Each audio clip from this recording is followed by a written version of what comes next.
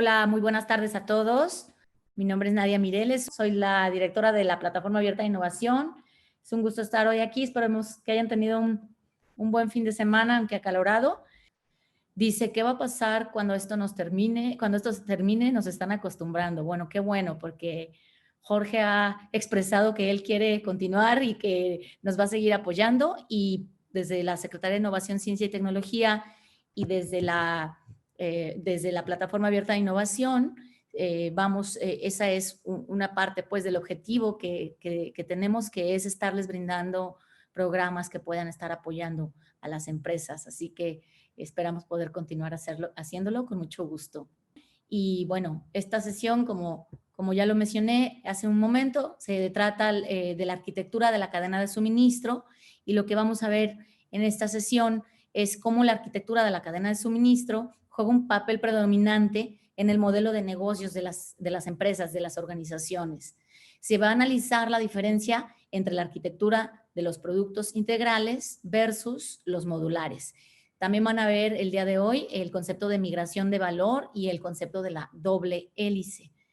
Creo que son conceptos que tal vez algunos no conozcamos todavía, así es que, Jorge, estamos contentos de estar aquí, y sin más, pues a nombre del secretario de Innovación, que ha estado presente en algunas, el día de hoy tuvo otra sesión, por lo cual no nos pudo acompañar, pero manda obviamente el saludo que ha mandado todos los días.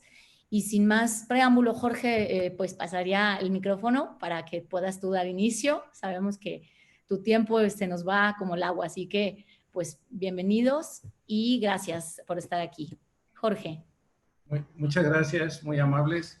Bueno, buenas noches a todos. Miren, esta vez vamos a platicar de algo que es muy importante. Es un tema que nosotros le llamamos arquitectura de la cadena de suministro, y prácticamente nos estamos basando en presentaciones. Hay un profesor del MIT que se llama Charles H. Fine, que se ha dedicado y fue patrocinado por muchos años por Chrysler para estudiar la cadena de suministro. Vamos a platicar un poco luego lo que hizo Chrysler, una transformación que por un tiempo le dio muy buen resultado. Después la misma competencia, pues esto es muy dinámico y ha ido perdiendo probablemente espacios, y más con la adquisición se ha complicado más la competencia, pero lo interesante es que es un tema que probablemente pasamos por alto o lo hacemos en forma intuitiva, pero no muy analizada. Entonces vamos a empezar, si gustan, para explicar algunos conceptos. Si hablamos del modelo de negocios, nosotros habíamos puesto muy al principio de que tenemos nosotros muy esquemáticamente y muy resumido aquí la propuesta de valor, el qué es lo que le vamos a ofrecer a nuestros clientes. Y cuando vamos hacia el cliente, pues tenemos que ir a través, primero a definir a quién nos queremos dirigir. Después vamos a escoger qué canales de distribución, lo que hablábamos la sesión pasada, de a través de quién, o a quién, primero a quién le vamos a vender, segundo a través de quién lo vamos a hacer, y finalmente qué tipo de relación queremos establecer con ese segmento al cual hemos determinado nosotros atender o satisfacer sus necesidades. Por el otro lado, hablamos nosotros en el cómo, hablamos nosotros de que requerimos de una cadena de suministro. No podemos hacer todo nosotros, sino que requerimos nosotros establecer relacionamiento con algunos socios, llamémosle así, y capacidades que no todas las tenemos dentro de la empresa, y por lo tanto tenemos que obtenerlas de fuera. Una de las reglas aquí es qué tenemos que hacer fuera, qué tenemos que hacer dentro, a qué velocidad debemos de ir, y vamos a empezar a tocar este tema. Charles Fine le llama las 3D de ingeniería concurrente. Yo le puse la 4D porque incorporamos servicios también. La sesión anterior, si ustedes se fijan, bueno, hemos ido viendo lo que es la parte de productos y cómo innovar productos, que es, cuando hablamos de productos, el diseño detallado del producto, en qué consiste el producto. Pues es una parte muy importante. Aquí se refiere mucho, desde el punto de vista de cadena de suministro, se refiere a todo lo que son especificaciones, materiales y funciones que desempeñan los productos, y ya tocamos en algunas sesiones cómo debemos nosotros de transformar las características del producto para poder agregar más valor. Y el día de ahora vamos a ver dentro de productos qué es la arquitectura de un producto. no quiero explicarlo todavía, un poquito más adelante lo voy a platicar. Es importantísimo cuando estamos diseñando productos nuevos, la selección entre si vamos a hacer un producto modular o un producto integral. Entonces, esto es una parte que probablemente muchos de ustedes no entiendan en este momento. Hemos hablado de integración técnica, por ahí va un poquito de las cosas y pues vamos a explicarlo en unos minutos. En cuando hablamos de servicio, nosotros hablábamos la sesión anterior y de un poco más, de que pues no es nada más ofrecer el producto. En muchos casos tenemos un valor extrínseco, es decir, que no es nada más lo que el producto hace, sino lo que está alrededor del producto, que pueden ser servicios de diferentes tipos, de selección, servicios de postventa, de instalación, de diferentes tipos de servicios, y también se le pueden integrar otros componentes al producto para poder hacer un sistema total o un producto total que le llamamos aquí el whole product, que es un concepto muy interesante. Entonces, ¿qué vamos a ofrecer nosotros y qué van a hacer los demás dentro de esta integración? Pues es muy importante y es una decisión fundamental. ¿Y por qué hacemos esta parte? Porque finalmente lo que estamos nosotros, nuestro negocio es satisfacer las necesidades del cliente. Y conforme vamos avanzando nosotros en madurez de los productos y de los servicios, pues vamos a entender que los consumidores o el segmento al cual nosotros nos estamos refiriendo, pues van a requerir cada vez un poquito más sofisticado una personalización. Y a eso se refiere esta parte de servicios. No la voy a tocar básicamente en esta ocasión, y simplemente la menciono para que la tengan en mente ustedes de lo que hemos platicado. Después hablamos de procesos, innovación de procesos por las características de los mismos, de que nosotros tenemos desde procesos unitarios con una gran diversidad de tecnologías, y dependiendo del tipo de industria o si es agricultura o lo que fuera, pues realmente lo único lo mencionamos aquí. Y lo otro dentro de procesos son los sistemas de producción también, que también nada más lo hacemos mención, no lo tocamos en esta sesión del día de hoy. Y por último tenemos lo que es la cadena de suministro, y en la cadena de suministro sí queremos dejar muy claro la diferencia entre lo que es logística, que todos ustedes han escuchado. Fíjense que curiosamente a mí me tocó dar el primer curso de logística en México, un poco antes de Francisco y Madero. Estaba yo en el TEC, me quedé de profesor de planta, y resulta con que traían el término de los Estados Unidos, un término militar, y dicen, oye, ahora vamos a dar logística. Pues era un nombre elegante, como dicen, misma novia con diferente vestido, y lo único que le dieron es un nombre diferente, y nadie de los demás profesores que venían de maestría y todo, se animó a darlo. Le dije, pues dénmelo a mí y yo me aviento. Entonces, como el frijol bayo, malo, pero picado. Entonces, me tocó dar ese curso de logística. Tristemente en México, lo único que nos fijamos es en la parte de cadena de suministro de logística, pero no nos fijamos en la parte de la arquitectura de la cadena de suministro. Entonces, el tema del día de ahora es arquitectura de productos y va a ser arquitectura de la cadena de suministro. Y ahorita lo platicamos con más detalle. Entonces, el tema de hoy es referido a la arquitectura de productos y arquitectura de la cadena de suministro y las implicaciones que estos tienen.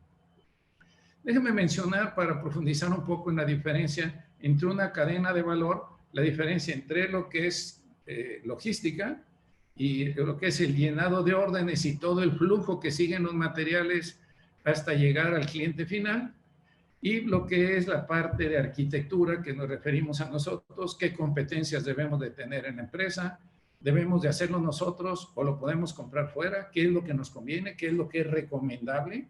Voy a mencionar un error que está pasando en México, para mi gusto muy grave, y que ahora que queremos repuntar en esta situación que se viene con un dólar más alto, que ahora últimamente ha estado bajando, pero que probablemente en algún punto pudiera ser más volátil, pues se ha hecho un error que desde mi punto de vista es un error que las empresas no deben de cometer, pero lo estamos cometiendo con demasiada frecuencia. El otro es la parte del diseño de las relaciones. ¿Con quién? Con estos proveedores. Me estoy refiriendo a la parte de atrás de nuestra propuesta de valor. Es qué va a hacer que cada uno, cómo nos vamos a relacionar con ellos, cuál es el tipo de cercanía que vamos a tener con ellos, y vamos a platicar un poco de esto. El punto que sigue es nuestro intento estratégico. Aquí no toco mucho, más adelante lo voy a tocar en algunos slides. El punto de la velocidad, sí se llama el libro, de Clock Speed, es a qué velocidad debemos de llevar nosotros la empresa.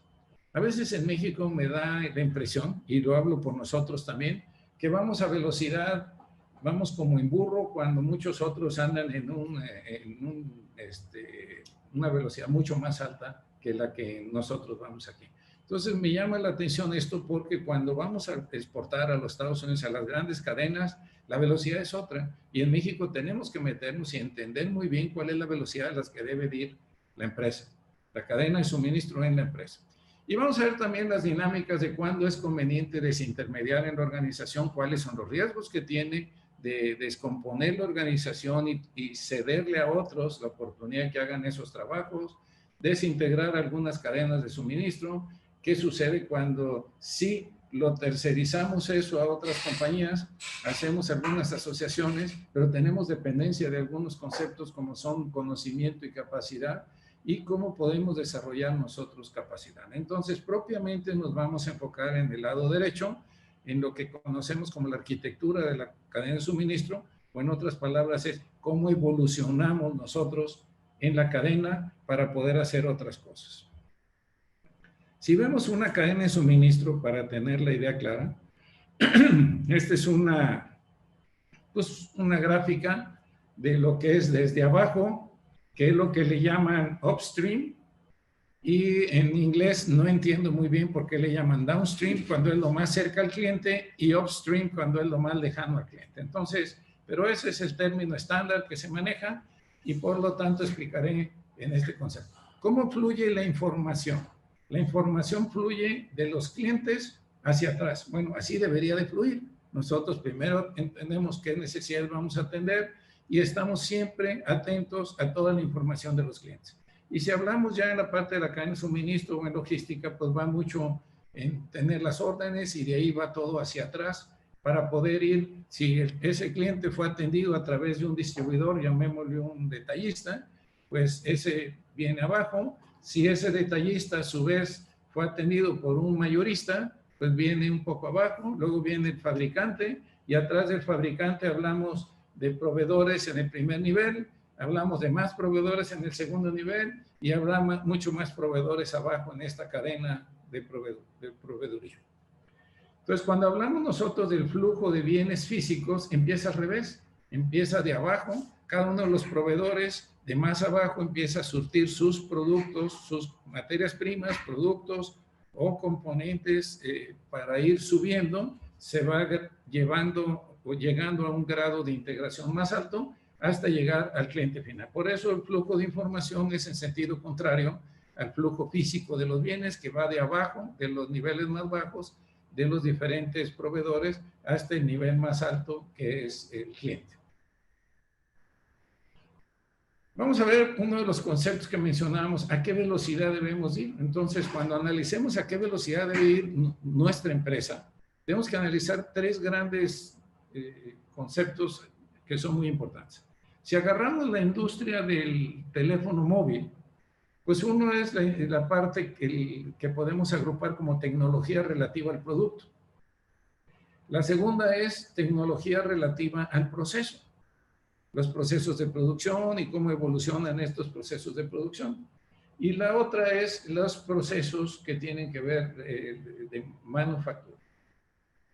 Entonces, si nosotros vemos y nos vamos más abajo y vemos a qué velocidad va cada uno de estos, vamos a descomponer este sistema del teléfono móvil. Decimos, oye, los estándares de transmisión, ¿a qué velocidad están avanzando? Pues realmente están avanzando lentamente. Ok, perfecto. Los sistemas operativos del celular, pues también el avance es lento. Quiero decirles que esta presentación lleva algunos años, entonces probablemente algunas cosas hayan cambiado, pero lo quiero ejemplificar para que ustedes entiendan bien y lo apliquen en cada uno de los elementos que tienen en su empresa. Las aplicaciones de software pues tienen una velocidad media, o sea, sí hay una velocidad mucho más alta en la parte de aplicaciones, los softwares de aplicaciones, que en las otras áreas del sistema operativo y los estándares de transmisión que se tiene en el teléfono móvil. Los servicios avanzan a una velocidad muy alta. y lo que son en sí los dispositivos también avanzan a una velocidad muy rápida.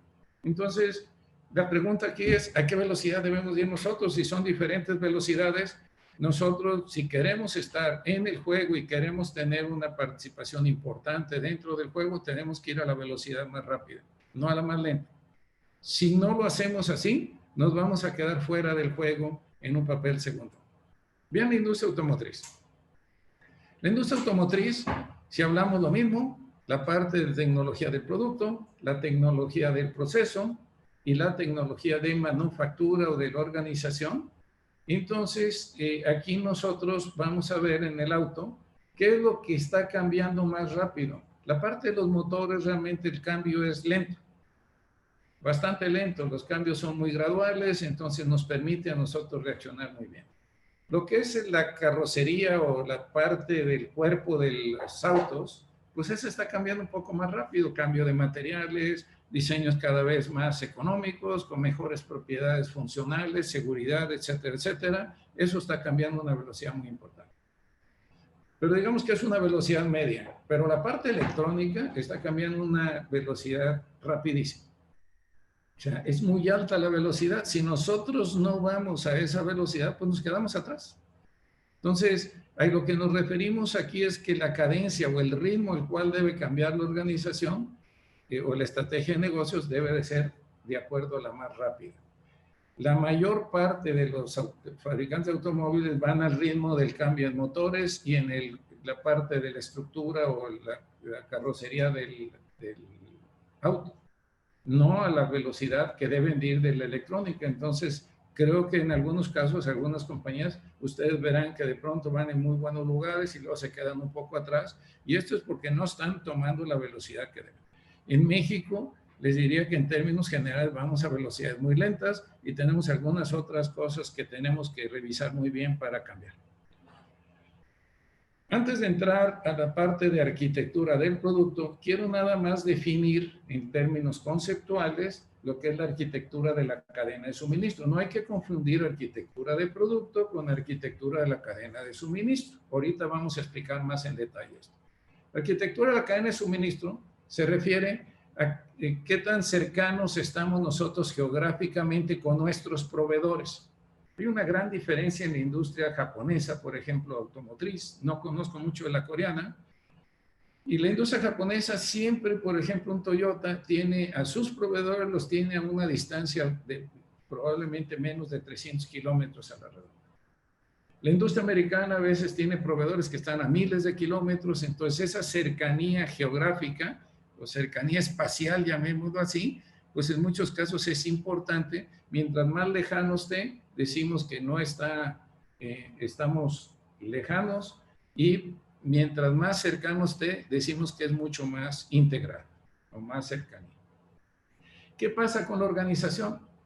Ustedes pueden revisar con algunos de sus proveedores donde su contacto de una organización con la otra simplemente se relacionan a un comprador con un vendedor de la otra compañía. Esa es una, digamos, es una lejanía organizacional, lo contrario a estar cerca de la otra organización.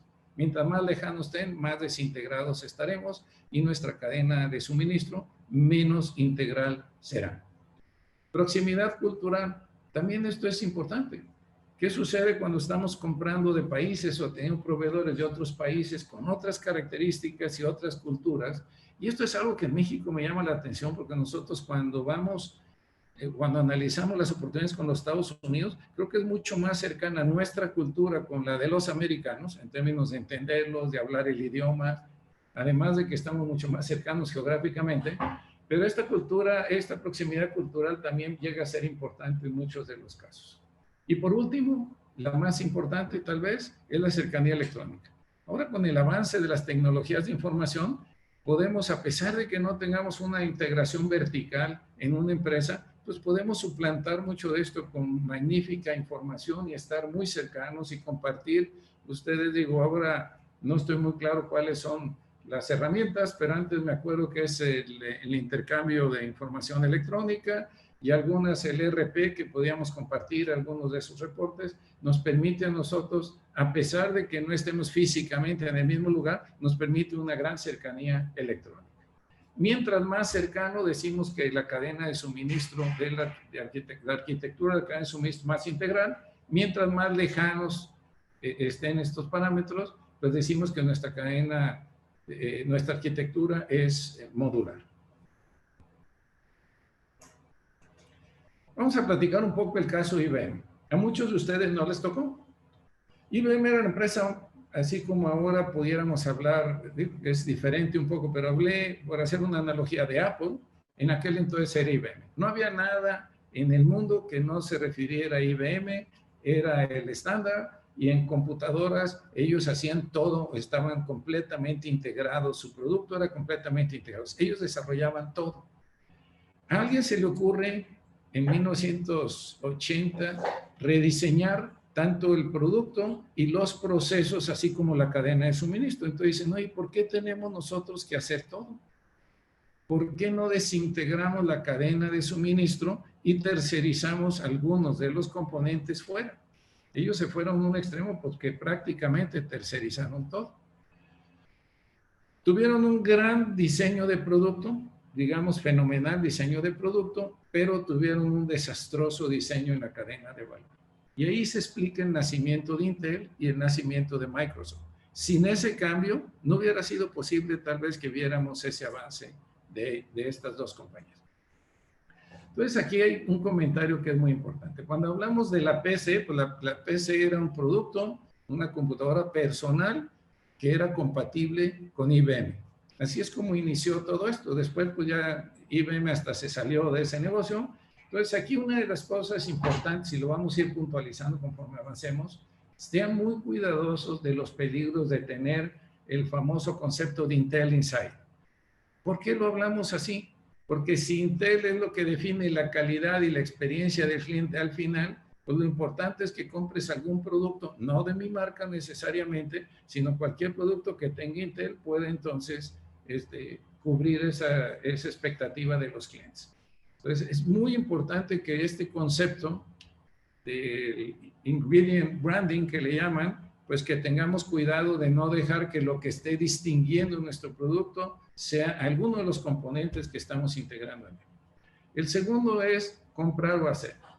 En México se ha malentendido de que cuando compras, pues bueno, prefiero comprar y a lo mejor me sale un poco más barato comprar. Pero pues también hay ciclos económicos como el que estamos viviendo, donde los que compraban fuera probablemente ya no queden tan competitivos y a lo mejor hubiera valido la pena hacer. Nosotros en la empresa hemos optado por fabricar muchas cosas que por periodos de tiempo sus costos son un poco más altos, pero que a la larga nos han redituado a nosotros muchísimo el poder fabricarlos internamente. El tercero es el diseño de la cadena de valor puede determinar o el ocaso de las empresas y que poco a poco se vayan quedando atrás, o que que adquieras mucho poder o que tengas mucha utilidad. Entonces es muy, pero muy importante el cómo diseñamos la cadena de valor. Y pareciera que es algo pues, que se hace intuitivamente y que a veces hasta lo delegamos a niveles más bajos de la organización para que ellos busquen proveedores y pues tráiganselo de fuera, es más barato, y como que reina mucho es más barato fuera, perfecto, tráetelo de fuera. Estamos dejando de lado algunos conceptos que son muy importantes y que pueden meternos en el tiempo en problemas. ¿Y dónde está el enfoque principal en el control de la cadena de valor? Pues bueno, puede estar en un momento en un lado, pero luego puede cambiar en formas impredecibles. Entonces, esto es importante que no lo veamos por el momento, sino que pensemos en el futuro, en cómo pudiera cambiar. En la dinámica automotriz, durante muchos años, el acero era el componente principal de un auto. La electrónica era un porcentaje muy pequeño, entonces lo que rifaba un auto, aparte que eran autos, traían un acero demasiado robusto, muy sobrado, muy pesado los autos. Con el tiempo eso fue cambiando y ahora lo que compone principalmente un auto en términos de costo y en términos de importancia es la electrónica, ya no es el acero. Incluso algunos meten materiales que ya no es acero. Entonces, cuando hablamos nosotros de electrónica, les puedo decir que la última vez que yo platiqué, que fue hace algunos años, con alguien metido en la parte de electrónica automotriz, me decían que ya un auto estaba alrededor del 37 o 38% era de la parte electrónica. Entonces, La pregunta aquí, oye, ¿y los fabricantes de autos saben de electrónica? ¿Creen ustedes que los fabricantes de autos tengan gente experta en todas las áreas de electrónica que se requieren para poder ir a la velocidad del reloj que decíamos nosotros, de los avances que se van dando? Obviamente no. Y aquí vamos a empezar a entrar en lo que es arquitectura. Ahora vamos a hablar del producto. Y este es un ejemplo un poquito viejo, no poquito, es como de 1920. A la derecha vemos nosotros una computadora, vemos algunos componentes, una impresora, los otros no sé qué son, si es un regulador o qué es, pero vean, cada uno de los componentes está por fuera. Eso es lo que llamamos nosotros una arquitectura modular. Son diferentes módulos que conectados nos dan un producto. La sesión anterior hicimos mucho énfasis en lo que decíamos integración comercial, vender los componentes sueltos, integración comercial, que era nada más poner todo suelto, pero lo vendemos como si fuera un paquete, pero cada una de las unidades empacada por separado, y lo que es la diferencia con un producto integral. El producto que está a la izquierda es un producto integral. Todo bien es una arquitectura diferente porque todo lo ponemos en el mismo lugar, y es una arquitectura de lo que llaman también arquitectura dedicada o diseño dedicado. Vamos a platicar un poquito más de esto. ¿Qué pasaba en IBM?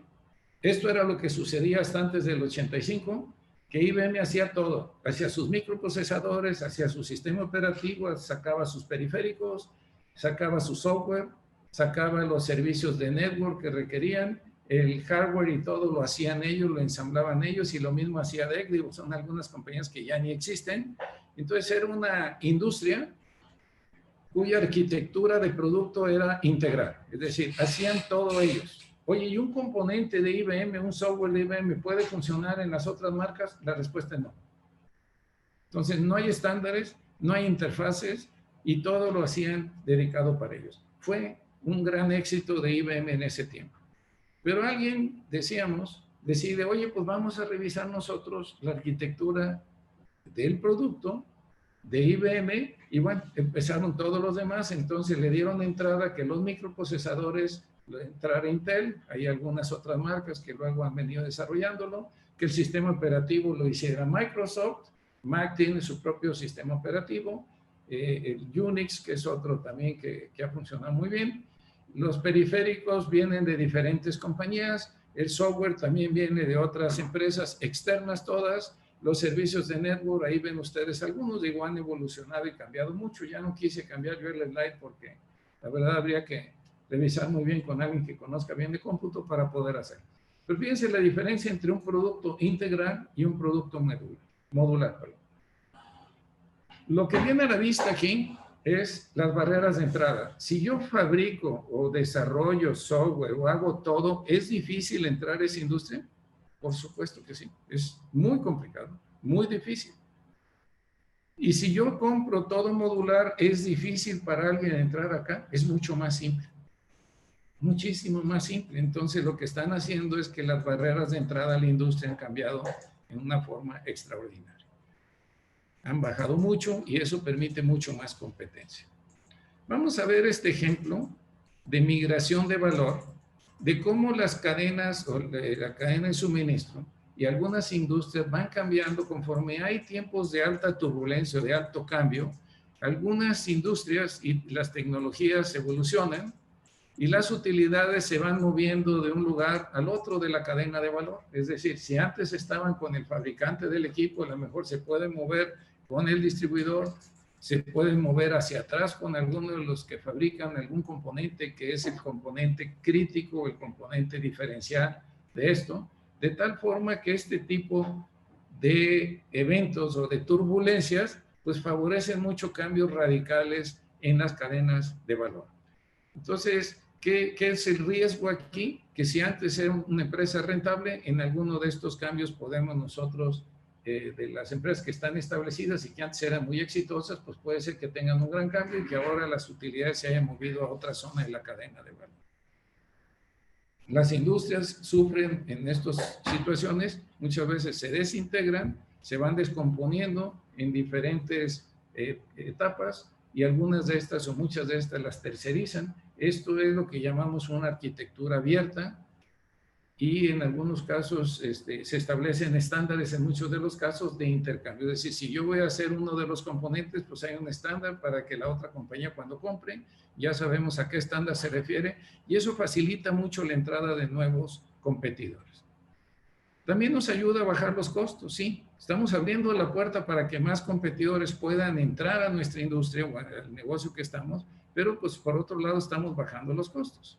Cuando esto sucede, el valor y las utilidades migran normalmente a los proveedores claves de componentes. Wintel es la parte que dicen de Microsoft, de Windows, Intel, por eso le ponen ahí en ese entonces, le ponía Wintel, son las dos. Fue donde empezó a tener un gran éxito estas dos compañías. Los dueños de plataformas, perdón, cuando ellos tienen otros estándares y pueden lograr una superioridad en cada uno de sus componentes, pues van a tener un gran éxito y empiezan a capturar mucho del valor. Vamos a ver la diferencia, que esto es lo que quiero que vean aquí, entre la industria de los autos y la industria de las computadoras. Al principio estaba en una situación muy similar. Normalmente las compañías que estaban establecidas ahí capturaban un porcentaje muy importante del valor y pues empiezan, en uno de los casos que vamos a mencionar ahorita, se empieza a desintegrar y obviamente empiezan a migrar las ganancias y las utilidades empiezan a migrar a otra parte de la cadena de valor. Hay muchos paralelos de la industria de cómputo con algunas otras industrias y nos parece muy interesante mencionar qué es lo que sucedió con la industria automotriz. Entonces, conforme fue desarrollándose, son cadenas de suministro muy complejas y estas cadenas, conforme se fueron desarrollando, pues todo el mundo predecía, o la predicción era de que la industria automotriz iba a terminar siendo modular, era un producto modular, donde pues iba a estandarizar el diseño de los vehículos, entonces tú ibas a comprar un motor con un diseño o una interfaz estándar para que se pudiera usar en cualquier otro producto y todo el mundo iba a diseñar sobre estos estándares. Pero esto no sucedió. Las utilidades, en vez de quedarse con los fabricantes de automóviles o de computadoras, si esto sucediera, pues iban a mover mucho hacia una gran cantidad de proveedores que algunos hicieran desarrollos de componentes muy interesantes y que estos siendo estandarizados, pues se mueven mucho, la parte de captura de valor se mueve hacia algunos de estos proveedores. Y el pronóstico era que todas las ensambladoras automotrices o las fábricas automotrices quedaran simplemente ensamblando componentes de todos lados y que al final sus utilidades se vieran seriamente afectadas. Vamos a ver primero lo que pasó en la industria de cómputo. En el año que estamos analizando aquí, en 1978, este es un artículo que se los vamos a compartir, un artículo de Harvard Business Review. En el año de 1978, ellos capturaban, los fabricantes de computadoras capturaban cerca del 90% de las utilidades del sector. Es decir, ellos eran los que se llaman la tajada de león de la captura de las utilidades y todos los proveedores, lo que son los que hacían software y los que manejaban semiconductores, capturaban un porcentaje muy pequeño que ahí estaba. Conforme fueron pasando los años, la industria de cómputo se fue abriendo, hicieron una arquitectura abierta. Y al hacer una arquitectura abierta con interfaces muy claras, pues lo que sucedió es que entraron muchos fabricantes tanto de software o desarrolladores de software, de procesadores y de muchos otros de los componentes de la industria y fueron capturando más valor. Si ustedes ven después del año 2005, ven cómo está repartido el valor, ven cómo ya los fabricantes no capturaban más del 23-25% de valor, y fueron rápidamente pues hacia abajo y han seguido hacia abajo en los años sucesivos. Y sin embargo, los desarrolladores de software han ido capturando mucho más valor. Tenemos también el caso de los procesadores que han ido capturando mucho más valor. Entonces lo que vemos es una industria donde migró el valor hacia muchos de los proveedores de componentes o software y los que dan los servicios de Internet también han subido mucho su captura de valor. Entonces, lo que se hizo fue, se pulverizó. ¿Conocen algún proveedor de computadoras que esté muy bien, que no tenga grandes problemas. La otra vez oía que uno de los grandes, pues que tiene un margen de utilidad muy bajito. Entonces, es consecuencia de esto que sucedió, de cómo de tener prácticamente un 80 y tantos %, se fueron a tener un 20 y tantos % a lo largo de los años. Y eso siguió deteriorándose más. Pero ¿qué pasó con la industria automotriz? Estamos analizando dos industrias, que si bien no son similares, podemos analizar qué es lo que pasó en una y qué es lo que pasa en la otra. En la industria automotriz lo que veíamos es que ellos capturaban lo que es los fabricantes de automóviles, capturaban alrededor de un 75% al inicio de este estudio del valor total del sector. Y cuando termina este estudio, en 2005 ellos capturaban prácticamente un poquito arriba del 80%. ¿Qué sucedió? ¿Por qué de pronto subieron un poco, aunque tiene algunas altas y bajas? Suben un poco y vean todos los que son los proveedores de la industria automotriz, los fabricantes de motores, los fabricantes de transmisiones, fabricantes de componentes, pues vean ustedes cómo ellos siguen capturando un porcentaje muy pequeño del total. ¿Cuál es la diferencia? ¿En base a qué se dieron estas diferencias? Entonces, mientras que en una, los fabricantes dominaban todos los integradores de sistemas, que fue en la industria automotriz, protegieron sus estándares propietarios, es decir, no hicieron una apertura, sino que mantuvieron cerrada la industria a que los demás, y ahorita lo vamos a comentar con un poquito más de detalle, no dejaron, no la abrieron para que cualquiera pudiera, había una arquitectura estándar, interfaces bien definidas para que cada quien hiciera sus componentes, sino que la mantuvieron muy cerrada. Ellos obstruyeron de cualquier manera los cambios en la cadena, escondiendo o limitando a los proveedores la habilidad de invertir en investigación y desarrollo y reduciendo la capacidad del ecosistema de innovación. Es decir, bloquearon de alguna manera que los demás pudieran salir ahí. Y aquí, cuando preguntamos a quién, estas son las 4 grandes reglas que quería yo comentarles.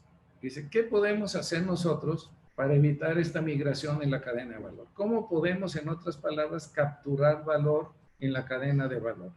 Entonces decimos que estas 4, la primera de ellas es ser el jugador menos reemplazable.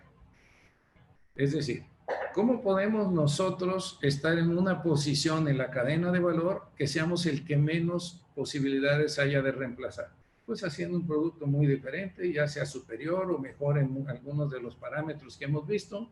Entonces, si ustedes logran ser el competidor o el participante menos reemplazable, pues les va a asegurar que van a seguir capturando mucho valor.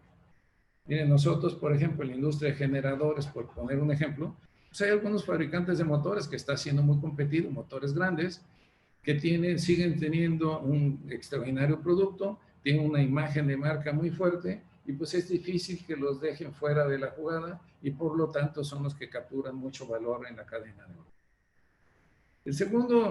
La segunda regla es, en la propuesta de valor es, sean ustedes los que garanticen la calidad al cliente final.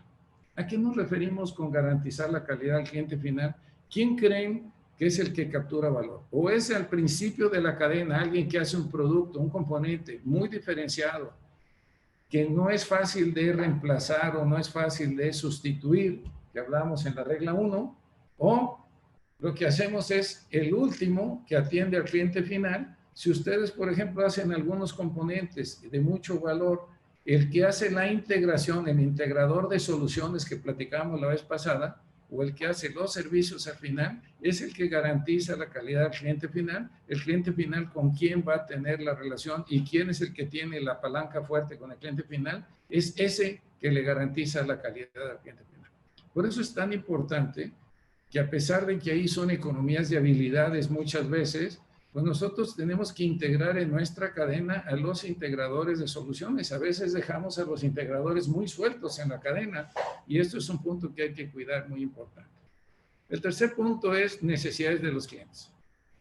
Es importante que estemos en un contacto muy cercano para entender las necesidades de los clientes y sobre todo cómo están cambiando estas necesidades.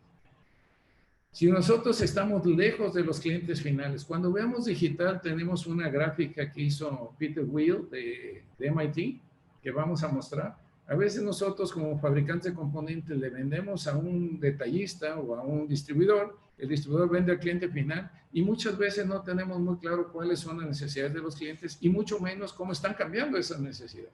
Entonces esto va a ser un punto muy importante al desarrollar los modelos de negocio.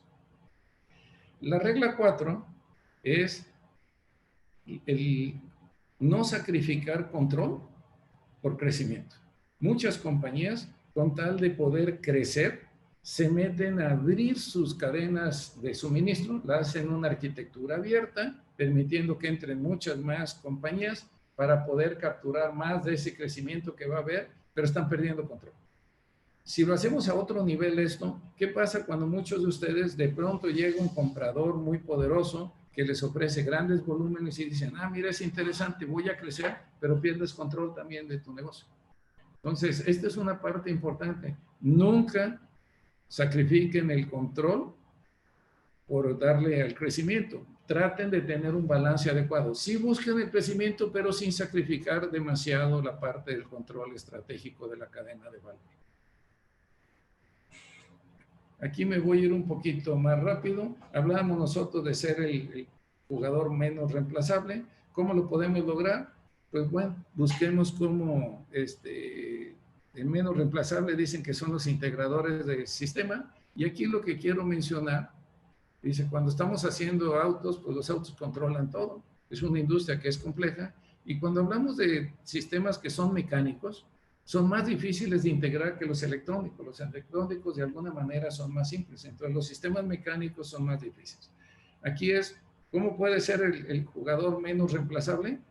Pues el jugador menos reemplazable es el que tiene un producto único, que es lo que determina muchas veces la satisfacción del cliente al final, o el poder de alguna manera entender muy bien o poder controlar esta parte de cómo integramos el sistema para el cliente final.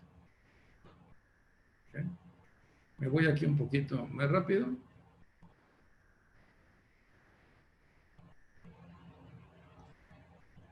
Les quería comentar, ¿por qué creen que Apple es el que menos copias tiene en China y en todo lugar? Y le voy a hacer el segundo comentario. ¿Por qué creen que Tim Cook, cuando llegó Tim Cook en algún curso que daba, le dije, ya no van a ver al Apple de antes, van a aprovechar todo ese cúmulo de poder que habían hecho durante muchos años, pero ya no van a ver una innovación como las que venían, de que venía el iPod y luego venía el iPhone y el iPad. Y el Tim Cook lo que hizo, que hizo un trabajo fantástico y por eso lo pusieron ahí, es que Apple atomizó completamente su cadena de suministro hasta un grado sin precedente alguno. Es decir, nadie de sus proveedores sabe los componentes en dónde van. No sé exactamente cuál es el contenido y cómo lo hacen, pero les pulverizan muchísimo su cadena de suministro. No les dicen, mira, tú haces las tablillas de esto, tú haces los circuitos de esto otro, sino que ellos nomás les dan pequeños componentes y luego los mandan a otra planta y esa planta al último los manda ya nada más en saco. Entonces, ninguno de sus proveedores puede saber para qué sirve lo que están haciendo. Lo único es, me haces este componente, lo pruebas muy bien y ese secreto en los productos pues, lo mantienen hasta la fecha. Tim Cook fue el que desarrolló todo este proyecto. Y Steve Jobs estaba muy agradecido con él, por eso es una personalidad completamente diferente y un perfil muy diferente el de Tim Cook que el que tenía Steve Jobs. Pero fíjense lo interesante dentro de China, que cuando cualquiera de los que van, Xbox o cualquiera que se han ido a fabricar a China, dicen que el primer año que fabrican allá, salen un montón de clones de los productos que tienen. Esta es una de las cualidades. ¿Cómo puedo yo mantenerme siendo el jugador menos reemplazable? No les quiero decir lo que hacemos mucho en México, van y compran productos existentes allá, pues bueno, finalmente no es extraño que esté cada vez más competida las cosas. La regla 2, decíamos nosotros, seamos los guardianes de la calidad. ¿Quién es el guardián de la calidad? El que hace hacia el cliente final, el que le hace la integración. El mismo que hablamos nosotros, el integrador de soluciones. Entonces, típicamente es las personas, el que garantiza esa calidad es el último que está en contacto con el cliente. Y por lo tanto, durante el inicio de la parte de las computadoras, alguien de HP decía, nosotros orgullosamente hacemos las computadoras para ingenieros. Entonces, los ingenieros en qué se fijaban, pues eran ingenieros en cómputo, lo que se fijaban era básicamente en las características funcionales, rapidez, capacidad de procesamiento de las computadoras. Y eran unas computadoras horribles las primeras que existían, pesadísimas, gruesas, así, era un ladrillo muy grandote, muy buenos desde el punto de vista funcional, pésimos desde el punto de vista de usability, de estética y de todo eso. Pero ellos se vanagloriaban mucho de eso. Con el tiempo va cambiando las cosas y entonces aquí la parte importante, que cuando hablamos de la calidad ahora en una computadora, lo primero que nos fijamos es si trae un procesador Intel, qué sistema operativo trae, y esto es lo que está haciendo que esté cambiando mucho toda la experiencia de los clientes. Y así lo vamos a ver nosotros en muchas de las diferentes industrias, de cuando alguno de los componentes trae una marca, pero no es crítico, pues no tiene una gran relevancia, pero en muchos de los casos nosotros buscamos una computadora que tenga ciertos componentes, por eso ese riesgo de que ya pierde relevancia la marca que está haciendo la computadora en este caso, sino que lo que buscan es que traiga los componentes que ellos estiman que son los básicos para esto. Para los fabricantes de automóviles, lo que quieren ellos y lo que han hecho es tener un control absoluto sobre todos sus proveedores. Y si se fijan ustedes,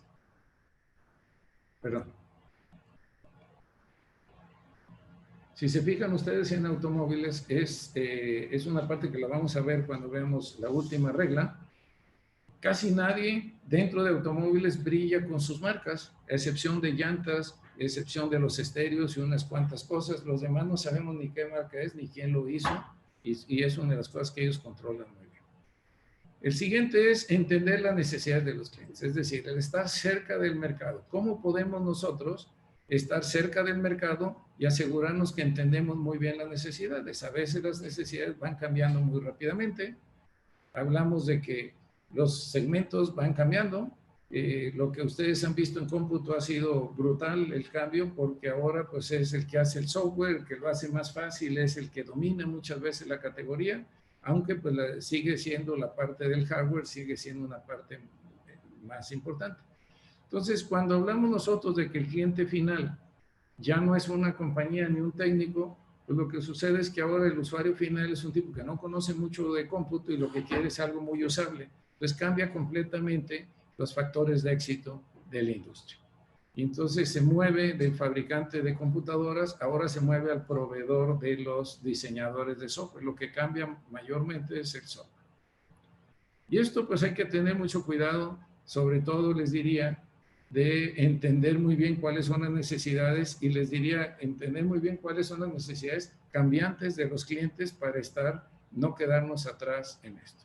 Para una compañía que está establecida en una industria, pues no quieren que haya muchos cambios. ¿Por qué? Porque ya tienen una gran cantidad de activos dedicados para hacer eso. Pero para alguien que está iniciando un startup que quiere entrar, pues todos estos cambios para ellos les abren muchas puertas.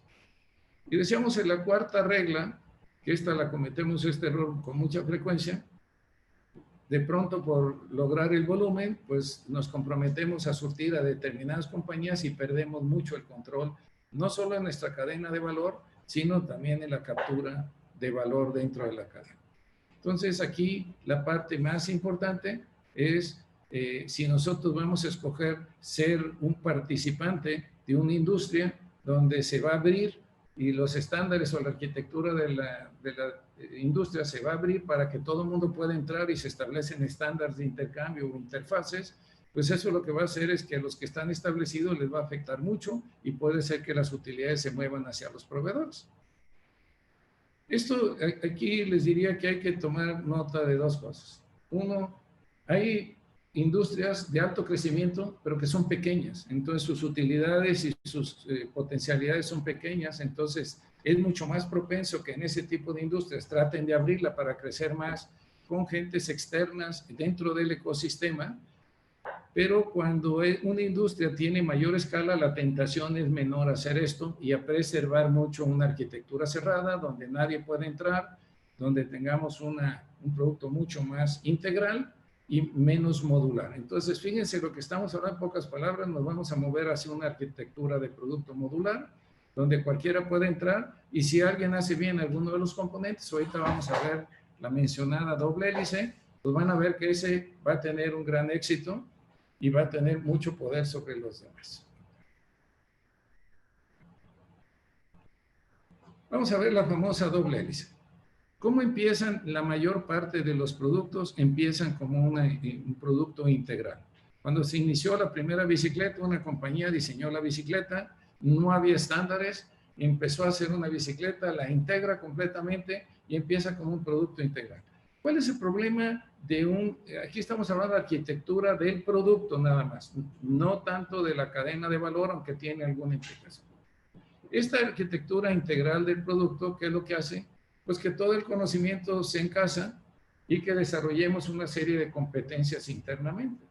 Pero como cualquier producto tiene muchos componentes, es difícil con el avance técnico que podamos nosotros seguir teniendo competencias en cada una de estas áreas de los diferentes componentes del producto, y eso nos exhibe a que si algún competidor empieza a tratar de meterse fuertemente a desarrollar un segmento de la industria o algún avance técnico en alguno de estos componentes, va a ser difícil para la empresa, dado que las empresas dicen que las empresas las diseñamos para operar, no las diseñamos para cambiar. Esto va a ser complicado mantenernos en todas las dimensiones de los componentes de tecnología, mantenernos nosotros en la vanguardia, y puede ser que en algunas cosas nos vayamos quedando atrás y se pierda coherencia tanto en los productos como en los procesos, y esto nos lleva la rigidez organizacional, es decir, la organización no puede cambiar al ritmo que se requiere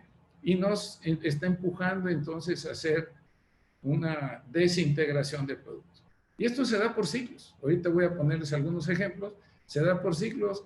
Pasa un ciclo donde estaba integrado el producto, empiezan a aparecer, alguien desarrolla, el caso de la bicicleta que mencionábamos nosotros, Shimano, que dijo, pues yo hago lo que son las cadenas y todo lo que es como la transmisión de la bicicleta, y pues lo desarrolló también, que los fabricantes de bicicletas pues ya no podían hacer ese nivel, y otros a lo mejor lo hacen muy bien con las ruedas, otros lo hará con las llantas, y era difícil para un solo fabricante tener todo al mismo tiempo. Entonces esta presión por desintegrar, nos movemos a la otra hélice, que es un producto modular. ¿Y qué significa un producto modular? Separamos el producto en partes, designamos interfaces estándar para que cuando nos vendan ese producto hay una interfase ya estándar y yo pueda diseñar sobre esa interfase. Ya no voy a fabricar ese componente, me voy a quedar nada más fabricando una parte del producto y los demás componentes los estamos nosotros tercerizando. Pero ¿quién es el que va a aprender cuando tercerizamos? Pues el proveedor. Yo ya no lo estoy haciendo. Y entonces ahí estamos haciéndonos, en muchos casos nos estamos quedando sin conocimientos y sin habilidades. Y vamos a suponer que uno de estos, alguien ve la oportunidad y dice, oye, uno de estos componentes, con los avances técnicos en uno de estos subsistemas o componentes, puede hacer que esto sea lo escaso, que es la parte más importante de la cadena de valor, y que nosotros pudiéramos empezar a profundizar mucho en esto. Si nos ponemos vivos, pues podemos desarrollar, hacer ese componente, hacerlo muy bien. Un ejemplo era el microprocesador en las computadoras, y a través de esto poder tener mucho poder de nuestra oferta. El proveedor va a desarrollar mucho poder de producto o de componente, como le quieran llamar, y esto nos estimula a tratar de buscar integrar con otros componentes del producto para poder empezar nosotros a tener el poder dentro de esa cadena de valor. Fíjense cómo se va dando esta secuencia, y esto se va dando con el tiempo en forma natural. ¿Y qué sucede entonces cuando los proveedores son los que desarrollan habilidades? Pues que nos hacemos dependientes de ellos. Ahorita más adelante vamos a tocar ese punto con más detalle. Las habilidades de otros, y al momento en que ellos van desarrollando, pues también tenemos el riesgo de que ellos se metan a nuestra industria, empiecen a desarrollar el producto completo, junto con otros módulos. Los módulos empiezan cada vez a ser commodities, sus márgenes empiezan a ser más bajos, y esto a nosotros pues nos va llevando a presiones, dado que va a haber menos utilidad, nos va llevando a incentivos para volver a integrarnos. Y así es un poquito este círculo de la doble hélice. Hay que entenderlo muy bien. ¿Cuándo integrarnos? ¿Cuándo desintegrarlo? Y son ciclos. Llega un momento en que nadie está ganando en una industria modular y entonces hay un gran incentivo para poder integrarnos hacia adelante. Entonces, esto es muy importante que se entienda y que lo analicen. Pero sobre todo cuando ustedes entran y están desarrollando un producto, pues que entiendan rápidamente si es un producto modular, cuáles son los riesgos, hacia dónde los va a llevar. La comoditización muchas veces se va con relativa facilidad. Si yo hago un componente para un producto modular, también se da esa comoditización que mencionamos aquí, y entonces podemos enfocar mucho de nuestro esfuerzo de innovación en hacer algo diferente, superior a lo demás, para poder cambiar y probablemente nos lleve a desarrollar un producto integral en el tiempo. Aquí vemos nosotros cómo las industrias, la industria de telecomunicaciones empezó siendo vertical integral y luego pasaron ya horizontal y modular, y luego otra vez se da el ciclo de que vuelven a ser vertical integral, y esto se da en casi todas las industrias. Si lo analizan en el tiempo se dan cuenta que son ciclos. En México, como hemos perdido la capacidad, el conocimiento y las habilidades, pues prácticamente nosotros estamos condenados a seguir en industria modular. Pero en un país con más tecnología, hay muchas posibilidades de que esto se dé en ciclos, periódicamente, de estar primero muy integrados verticalmente, integrales, y por otro, después de un tiempo, moverse hacia la modularización en una estructura más horizontal, con otras compañías tercerizando muchos de los componentes y de los integrantes del producto, y luego volver otra vez, viendo que las utilidades son muy bajas, pues entonces volvemos a que sean verticales o integrales. Ahí viene el ejemplo de las bicicletas, que también han tenido este ciclo y que finalmente pues Shimano era el componente clave, como es Intel en las computadoras. Mientras más rápido es la velocidad de cambio que están dándose en estas industrias, más corto va a ser el reinado de los líderes en esa industria. Entonces, fíjense bien que no es algo de que ya llegué a la cima, me voy a quedar ahí, ya nomás hago mejoras incrementales a mi producto, sino que esto se da por ciclos. Vamos a ver el caso de Procter & Gamble y algunos movimientos en la cadena de valor. El caso de Procter & Gamble, a mí me tocó en el 2005, 2006 vender en Walmart de los Estados Unidos un periodo, vendimos generadores en una emergencia, y me tocó visitarlos allá. Pues me interesaba mucho saber cuáles eran los secretos de Walmart, y Procter & Gamble pues tenía ahí cerca de 700, 800 personas nada más para atender a Walmart. Lo primero que me dijeron la gente de Walmart, me dicen, por favor no pongan oficina aquí. Entonces yo creo que están hartos de tener al proveedor ahí todo el tiempo. Fue una recepción muy cariñosa, te invita mucho a volver, pero nos dijeron, sí, les vamos a comprar, pero no se vengan a poner una oficina aquí para poder estar todo el tiempo con nosotros. Entonces, ¿qué hacía Procter & Gamble? Decía, bueno, yo hago marketing de push, voy al detallista, enseño mis productos, logro un lugar en el anaquel, pero también voy al consumidor final y hago una serie de análisis al consumidor, de precios, de promociones, de desarrollo de productos, para entender muy bien lo que hacen los consumidores. Pues parece digamos, una estrategia ganadora. Pero también cuando desarrolla mucho poder, ¿qué hizo Walmart? Empezó a desarrollar las marcas privadas. Y en el momento en que mete marcas privadas, le pone una gran presión a Procter & Gamble. Y aunque es una relación muy fuerte la que tienen ellos, es una forma de contrarrestar esa fuerza que tiene Procter & Gamble, a través de ¿qué? De cercanía al cliente. Y dicen, oye, yo soy el que tengo los clientes, lo que hablábamos de market power. Tú tienes un producto que la gente pide mucho, product power, y tratan de neutralizar teniendo marcas privadas con costos más bajos. Entonces, fíjense cómo la proximidad, en este caso a los clientes finales, le permite a Walmart hacer una serie de estrategias para contrarrestar el poder que tienen ahí. Vamos a ver un concepto rápidamente que se llama cómo el lock-in es cómo mantener a nuestros clientes. ¿Cómo hacemos para que los clientes, el customer lock-in, es cómo hacemos para que nuestros clientes no cambien? Ay, caray. Esta animación no la había visto, es que es un live que tenía hace tiempo. Está muy animado, muy folclórico.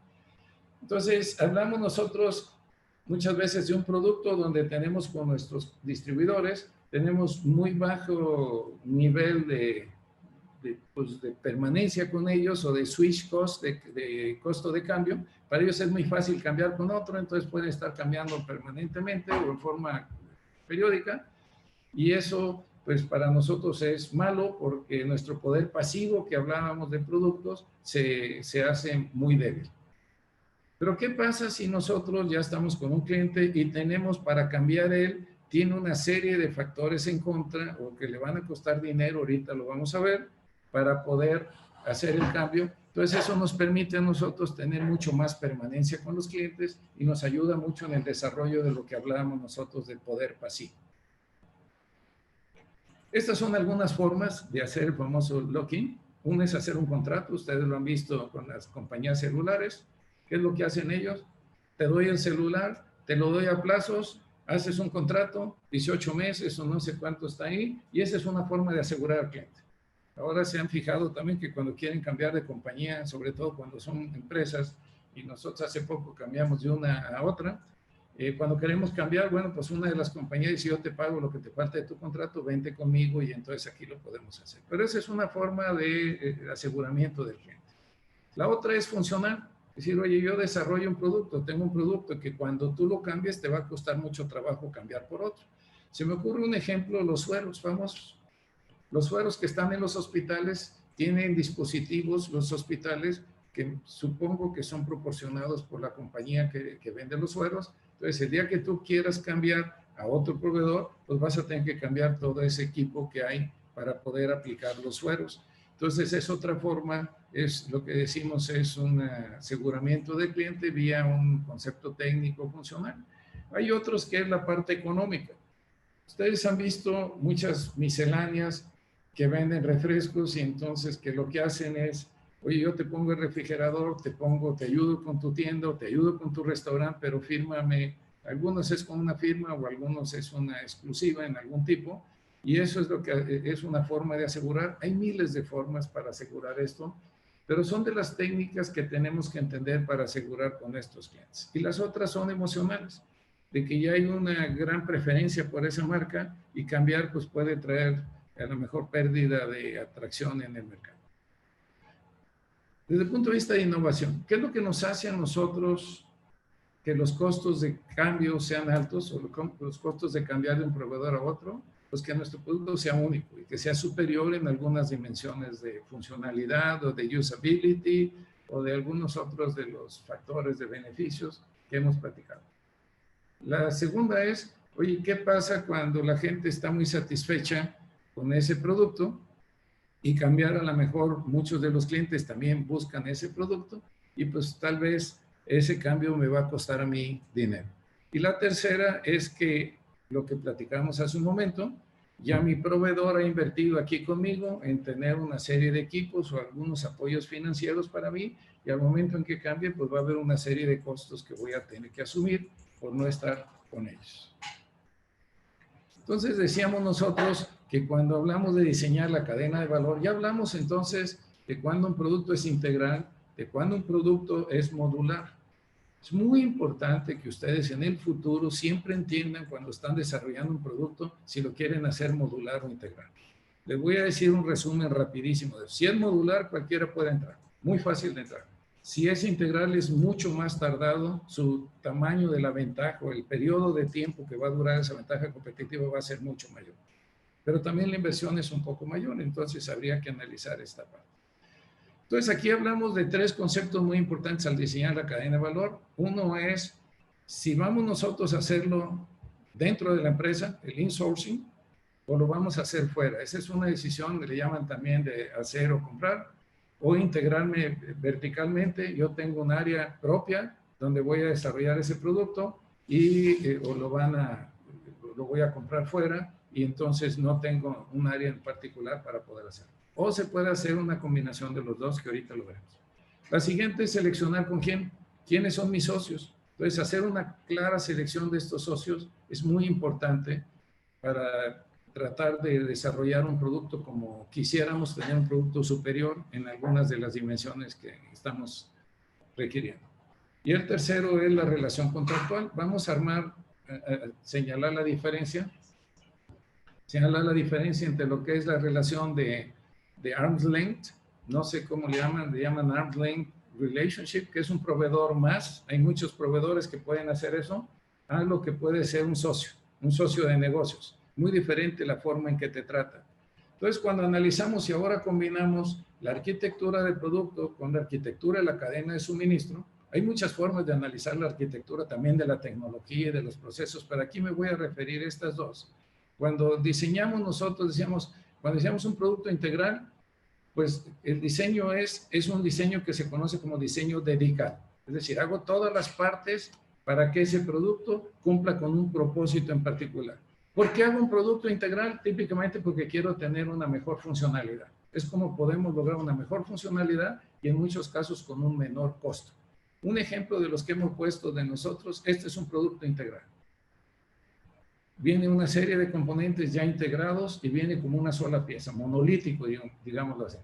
El otro es una bomba que desarrollamos nosotros que trae una electrónica interna ya integrada en el mismo producto. Es una sola pieza, es un producto también integral. ¿Qué pasa cuando es modular? Aquí separamos cada uno de los componentes y estos componentes ustedes lo ven con la bici. Hay quien fabrica las llantas, otro fabrica las estructuras, el armazón, otro fabrica los frenos, otro fabrica la parte de la cadena que hablamos de Shimano, otro fabrica los asientos y así. Eso es lo que llamamos una industria modular que la podemos descomponer. Aquí les pongo un ejemplo nuestro de un equipo donde nosotros hacemos la bomba, tenemos el motor es comprado, los componentes de la bomba los fabricamos nosotros, pero también la parte del switch de presión es otro producto que fabricamos, los tanques es otro producto que fabricamos y finalmente ensamblamos con algunos otros accesorios, el manómetro es comprado. Esto es lo que se llama un producto modular. ¿Qué es más fácil de copiar? Obviamente es más fácil de copiar un producto modular, pero también decíamos nosotros en la doble hélice que es más difícil de mantenerte a la vanguardia en un producto integral. Da ventajas, pero también te requiere mayores competencias y mayores pasos. Vamos a ver aquí el caso de una arquitectura de cadena de valor. El caso de Toyota es lo que nosotros decíamos de 4 dimensiones en la parte de arquitectura de la cadena de valor. Una era la geografía, qué tan cerca estaban mis proveedores de mí. 2, organizacional, qué tanta cercanía había entre las dos organizaciones. No nada más una relación de comprador a vendedor. ¿Qué tan cerca culturalmente estamos en cuanto a la forma y la forma de la estrategia que tiene cada una de las compañías? Y la parte electrónica. Esto lo hicimos hace algunos años y esta presentación es de hace algunos años. Ahora la parte electrónica pues es doblemente desarrollada y por lo tanto nos permite a nosotros tener mucho más cercanía electrónica. En lo que llaman Toyota City, conozco una que está en San Antonio, donde los proveedores, tengo un amigo que está en esa parte, le dicen, mira, tú te vas a colocar aquí en el parque industrial y yo te voy a pedir asientos para determinada fabricación o para determinado vehículo y tú me tienes que entregar el asiento en 1 hora, en el color y en las características que yo te pido. Entonces, fíjense ustedes, la cercanía tan fuerte es lo que llamamos una arquitectura de la cadena de suministro integral. Están perfectamente integrados.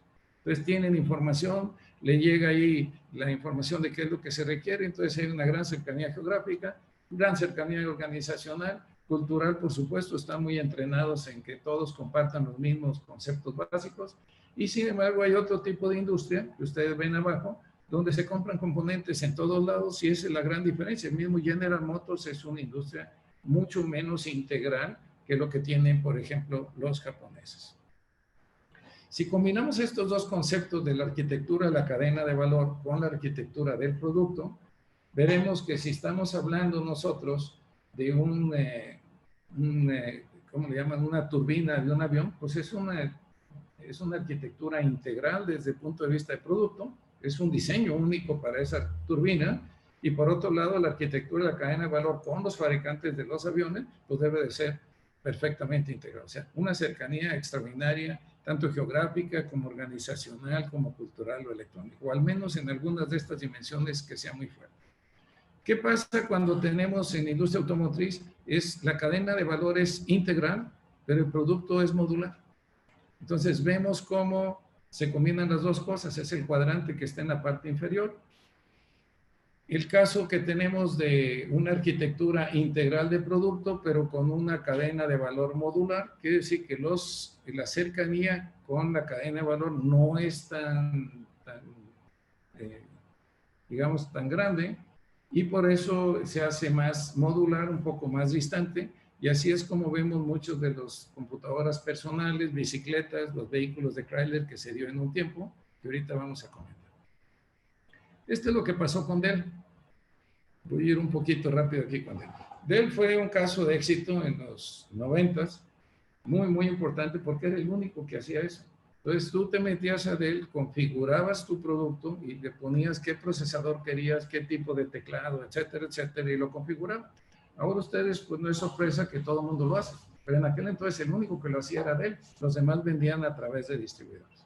Entonces lo que hace Dell es, todos los componentes básicos les pide a sus proveedores que se los tengan en ese punto, ahí ven el corchete azul, y normalmente el tiempo de ciclo ahí va desde 10 hasta 180 días, y dice, yo quiero tener componentes de todo aquí, y ellos cuando les hacen el pedido, cobran la computadora, es lo que se llama un flujo de caja, un ciclo de caja negativo, es decir, ellos cobran antes de empezar a gastar, a pagar sus componentes, lo cual les permite tener una liquidez extraordinaria. Y la construcción del equipo es hecha a las especificaciones y al gusto de los clientes. Esto sería muy difícil que lo pudieran hacer en una cadena comercial, porque ellos van a comprar cómo adivinan lo que quiere el cliente y cómo responderían en este caso. Entonces, cuando vemos aquí, el gran éxito de Dell fue poder hacer a la orden, compran para un plan, establecen ese plan, normalmente se los ponen ahí en lo que llaman le llaman plan de piso. Nosotros hacemos algo de eso para las podadoras, así funciona. Te ponen un plan de piso de algunos de los componentes importantes. Una vez que tú lo utilizas y lo facturas, empiezan a correr los términos con ellos. Entonces, es importante, muy importante tener esta parte. Un esquema de Dell, rapidísimo, para hacer la analogía con la industria automotriz, es cómo llego del proveedor al cliente. Fue exitosísimo Dell, mientras todo el mundo tenía problemas financieros en la industria de las computadoras, Dell era el único que siempre iba muy bien, a pesar de todo lo que sucedió. Pero pasó el tiempo y bueno, se voltearon las cosas porque todo el mundo empezó a hacer lo mismo. Pues aquí dicen Dell, bueno, pues hace un sistema muy eficiente, de muy bajos costos, lo que hace es una integración vertical, está creando una experiencia de cliente muy satisfactoria, y esto, pues al ejecutar con mucha eficiencia, eso permite tener tanto disponibilidad como calidad a muy buena velocidad, la respuesta al cliente, y obviamente con un costo muy adecuado. Entonces ellos pues fueron muy rentables durante este tiempo. Y aquí la pregunta que haríamos, oye, ¿y esto lo podemos hacer para automóviles? Es una de las preguntas interesantes. Pero dices, bueno, pues realmente en automóviles sería mucho más complicado. Me voy a ir un poquito rápido porque hay algunos slides que quiero mencionar. ¿Por qué sería muy difícil? Porque mientras que la computadora personal son 50 componentes claves, en el automóvil son 4,000. Mientras que acá en la computadora personal son 8 o 10 partes claves, en el automóvil son como 100 subsistemas claves. Hay más de 300 proveedores claves, en las computadoras son como 40. El tiempo de validación de un diseño son 12 meses, mientras que en las computadoras son de 24 horas. Las variaciones en diseño son muy pocas en cómputo, y en un auto pues son muchísimas, ¿no? Son millones, tal vez un poquito más, las que puede haber de variantes. Entonces la arquitectura que debe haber en el auto es integral, mientras que en las computadoras es modular. Déjenme irme a la parte que quería mencionarles. Aquí. ¿Qué sucede en México? Y aquí voy a hacer una analogía muy interesante, digo, y a mencionar algo que está pasando en México y que mucha gente ni cuenta se ha dado. Cuando nosotros nos vamos y compramos todo fuera, ¿qué es lo primero que sucede? Que ni tenemos conocimiento de lo que estamos vendiendo, ni tenemos las habilidades correspondientes, y tampoco tenemos la capacidad para hacerlo. Entonces, cuando lo mandamos a hacer fuera, ¿quién es el que se beneficia? Pues aquí, si se fijan, el círculo izquierdo es, pues mandamos a hacerlo fuera, dependemos entonces de alguien externo. Mientras más fabrica ese proveedor, más conocimientos desarrolla, más capacidades desarrolla el proveedor, y así sigue ese círculo virtuoso, pero para el proveedor. Si nosotros aprendemos y sabemos hacerlo y hacemos una parte en casa y una parte la hacemos fuera, podemos seguir aprendiendo internamente y podemos desarrollar capacidades internas, y eso nos permite que no dependamos nada más del extranjero. Eso es lo que se llama en algunos casos integración gradual. Yo fabrico del 100% que requiero, fabrico un porcentaje y el resto lo mando a hacer fuera. Vean lo que hace Toyota. Toyota, aquí lo que hablamos, independiente de capacidad, pero dependiente, y en el eje vertical lo ponemos independiente de capacidad o dependiente de capacidad. La parte de motores, todo lo hacen internamente, el 100%. Entonces ahí no terceriza nada. Pueden comprar algunos componentes, pero entonces conocen muy bien cómo se hacen los motores y también tienen la capacidad porque ellos lo fabrican. Oye, en muy raros casos, ellos son dependientes de conocimiento. Muy raros casos, Toyota no deja que eso suceda en su estructura. Pero en el caso de las transmisiones, Toyota solo fabrica el 30% y terceriza el 70%. Pero sigue sabiendo cómo se hace toda esa parte, entonces no es dependiente de conocimiento, sino por el contrario, es independiente de conocimientos porque lo sabe hacer. Pero en la parte electrónica, ahí sí, no saben, va a una velocidad rapidísimo, entonces todo lo terceriza. Esa es como estructura Toyota la parte de su arquitectura de cadena de suministro. Vean, esto lo vamos a ver cuando veamos digital. En un auto, todas las partes de emprendedores, de startups, que intervienen en el desarrollo de un auto. Decíamos, es como el 37, 38, yo creo que ahora es más de ese porcentaje.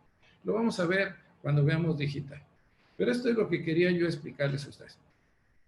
¿Qué sucede cuando nosotros, si ponemos en esta gráfica, en el eje vertical, si la arquitectura del producto es integral o si es, la arquitectura es modular? Entonces, y por otro lado, en la primera columna le ponemos si somos dependientes de conocimientos, entiéndase, conocimientos y o habilidades, y de capacidad, de las dos. Si somos en la columna en medio, si somos independientes de conocimientos, es decir, sí tenemos los conocimientos, pero no tenemos la capacidad. Y en la tercera columna, que estaríamos hablando que en realidad tenemos nosotros conocimientos, tanto tenemos conocimientos y tenemos la capacidad, pero pudiéramos tercerizar esa parte. ¿Qué sucede? Nos vamos a ir a la primera columna. ¿Qué sucede si es un producto modular y nosotros dependemos de conocimientos? Es decir, no conocemos lo que están haciendo y no tenemos capacidad. Tercerizar, pues es darle a los proveedores y decir, bueno, y más lo que hacemos en México, que te trae los productos terminados de otros países, entonces puede llegar el otro y vendérselo a otra persona y perdiste toda tu ventaja. O puede venir y atacar el mercado directamente, que eso sucede con mucha frecuencia aquí en México. Oye, si fuera un producto integral, pues ese es muy grave porque no sabe ni lo que estás comprando ni cómo integrarlo, y esta es la peor situación de tercerizar. Esto es muy grave y muy riesgoso. Entonces, en el segundo caso, sí tengo los conocimientos y cierta parte de mi capacidad la traigo de fuera, entonces pues puede ser muy bueno cuando es un producto modular, puede ser una buena oportunidad para comprar fuera. Si es integral el producto, conoces cómo integrar el producto, puedes tener cierta ventaja competitiva, a pesar de que los demás puedan aprender algo de esto, pero puedes vivir con el outsourcing. Quiere decir que en la parte del medio, pues es adecuado el outsourcing. En la parte de la derecha, cuando es independiente de conocimientos y de capacidades, si yo tengo capacidad, pero voy a mandar a hacer fuera, o parte lo hago aquí, parte lo hago fuera, pues mandar a hacer fuera, si te conviene desde el punto de vista de costos en un producto modular, pues está bien. Puedes bajar costos y la mejor opción, en este caso, cuando tienes conocimientos y capacidad y es un producto integral, lo más recomendable es hazlo dentro de la empresa. Ahora esta misma gráfica la vemos aquí. Le agregamos un factor más. Es exactamente la misma, pero ahora lo que estamos hablando aquí es, oye, ¿qué pasa en esta situación donde dices, yo me voy a ir a la esquina superior izquierda, yo soy dependiente de conocimientos y de habilidades y de capacidad de las dos? ¿Qué pasa si tengo muy pocos proveedores? Cuando son pocos proveedores y cuando son muchos proveedores que me pueden surtir esa parte. Y la otra es que, ¿qué pasa si la velocidad del cambio que está habiendo en las tecnologías y en los diseños es muy rápida o si es baja? El mejor punto dentro de este cuadrante, que es lo más riesgoso, tercerizar ahí, es, pues vete a donde haya muchos competidores, muchos proveedores, perdón, y que el ritmo de cambio sea bajo. Ese es, digamos, dentro de esto, que no es lo más adecuado, vete a esa sección, busca si hay muchos proveedores y es bajo el ritmo de cambio, es lo mejor. Si tienes pocos proveedores y es muy rápido el ritmo de cambio, pues te diría que el riesgo aumenta en forma exponencial. Y lo mismo podemos analizar en cada una de estas secciones. Idealmente busquen que haya más proveedores y obviamente, preferentemente, que eso no lo determinan ustedes, que el ritmo del cambio sea más bajo. Les voy a poner la matriz de Crackling para terminar esta sesión. Esta matriz les vamos a dar un artículo, se los quiero explicar aquí. Alguna vez Manuel, mi hermano, me decía, Jorge, mándale a comprar lo que estás haciendo, porque hay ciertos proveedores que los atendemos directamente, un hermano Fernando, que son críticos para nosotros, o en algunos casos, algunos de los responsables de la línea, pero los tenemos un nivel muy alto en la organización para manejar. Aquí estamos graficando dos cosas nosotros.